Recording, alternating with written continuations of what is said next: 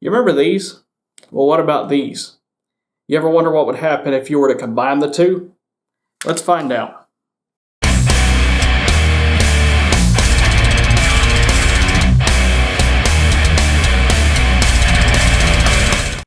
Today we're taking a look at the Retrobit Big 6 Sega Genesis controller.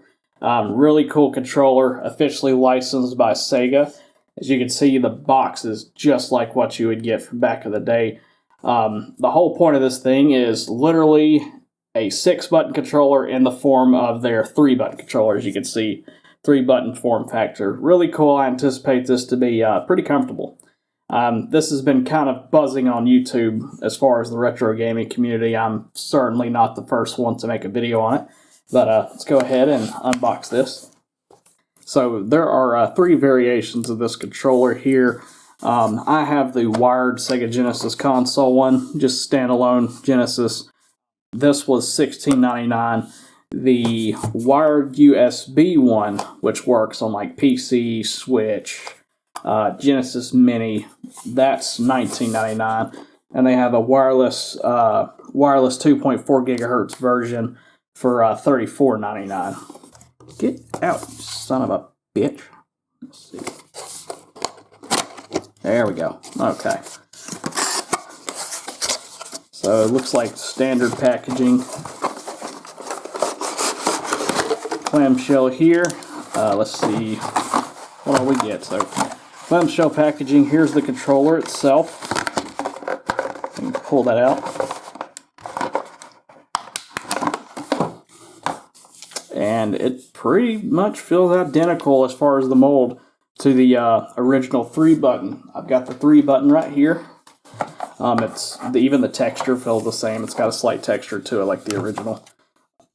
Yeah, it's pretty identical as far as that goes. The D-pad is a little different. This one does not stick up as much. The original does not stick up as much as this. That may be a good thing, because this, honestly, it's a decent D-pad, but not the best for fighting games. This actually feels more like a 6-button D-pad, which I love. It's like they took the best of both worlds here. The buttons feel fine. The start button is recessed here. It's kind of clicky. I wish they would have kept that look with this, but it still looks pretty cool.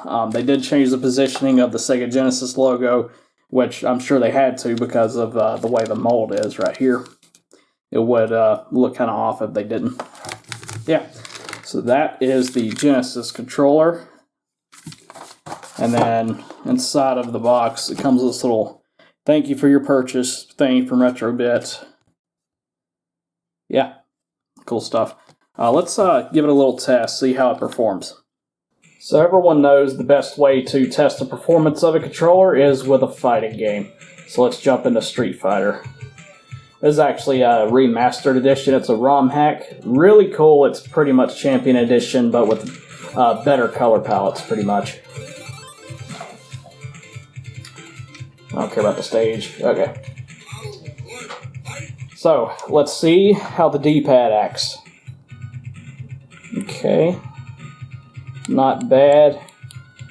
Obviously no lag or nothing like that. It's just a regular Genesis controller. I don't see any kind of accidental inputs or anything like that so far. Yeah, looking good. Let's throw some Hadoukis. Effortless. The D-pad is just like a 6-button, as you can see, so very, very nice pivot point.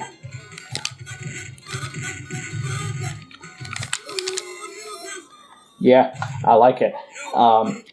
Now, if you say you press down on the right button and you rock it like this, then yes, you will have a diagonal input. But it's really, you have to kind of do it intentionally, it feels like. Like when this happens, you feel it. It's not like a cheat controller where you just hit right and it's so sensitive that it jumps. It's nothing like that. It's got to be intentional. There was another YouTuber, focus, damn it. There was another YouTuber that was talking about he was getting a lot of accidental diagonals, but I think he just got a lemon. I've had controllers do that. I have 3 of those Hyperkin Squire controllers one of them does exactly that. I hate it. But then the other two are totally fine. Luckily for me, this one's absolutely fine. Again, this rocks back and forth if you make it, but there's no accidental inputs, which is what's important here. And as far as the D-pad, it is pretty much just like this 6-button controller here. So very, very nice. And if you like that chunky form factor, I think this is perfect. So I wanted to show Mortal Kombat because the movesets are a little different than they are on Street Fighter. So that'll show another example of how this thing performs. This version's cool because it's a ROM hack and it adds some stuff like the arcade intro back into the game. You also got some secret you got some extra characters that you couldn't play with before. You can put a combo mode on like this. Pretty sweet.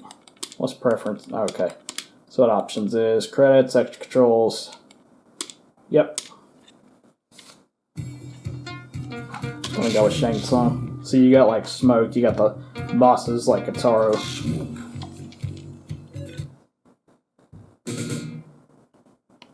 Got your versus screen back. Okay, so let's start with some quarter circle characters. I'll do Sub-Zero. Yep, no issue here. How about the slide? How about... There we go. Yeah. There's multiple fireball, back, forward, punch. Not an issue. Turn into Baraka. There we go.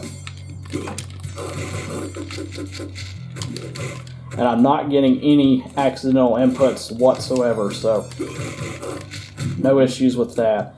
How about Scorpion?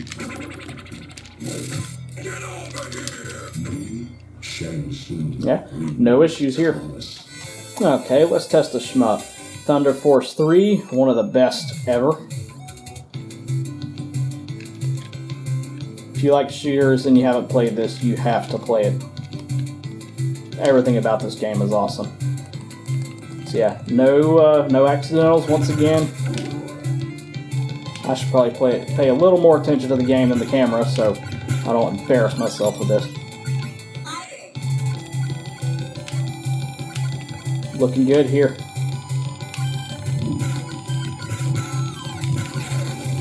Also, I wanted to mention, I didn't say it before, but these buttons, the face buttons, are very responsive and springy. I'll show that here in just a minute. I think they're actually slightly more responsive than even the original 6-button by Sega.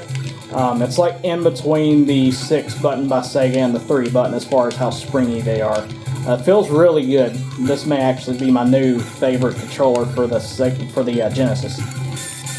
So wrapping things up, I give this thing the thumbs up. If you're at all interested in this, go for it. At least for me, I can't find any faults with this at all. It's got a 10-foot long cable. It's $16.99 at least for the console version here. As far as the weight and the feel goes compared to the official Sega 3-button, they're pretty much identical. The texture may be ever so slightly different, but you really can't tell. Even when I'm holding them both, it's hard to tell. The buttons, the face buttons, are in between this and an official 6-button. So these have a lot more give to them than the official 6-button, right? This has almost as much. So they're very springy, very responsive. And if I take the official 6-button here, these do feel slightly stiffer, even after all these years, what, 30, 35 years, something like that. Yeah, so if you do happen to get one and you start getting accidental inputs, like accidental diagonals with the D-pad, just swap it out because it's going to be a lemon. But I've yet to have any issues with any Retrobit product. I did see one guy on YouTube, he was mentioning he was getting accidental inputs. I actually commented saying, hey, swap it out. But yeah, and honestly, I think this D-pad here is far superior to the original 3-button controller. It's pretty much right in line with the official 6-button, as well as their Retrobit 6 buttons. So all in all, I do give this a thumbs up. Go ahead and pull the trigger if you're interested. One final note, I know my channel is called Guitars and Stuff, but I've not really posted much music-related things lately. But my next video is going to be on this bad boy, so stay tuned for that.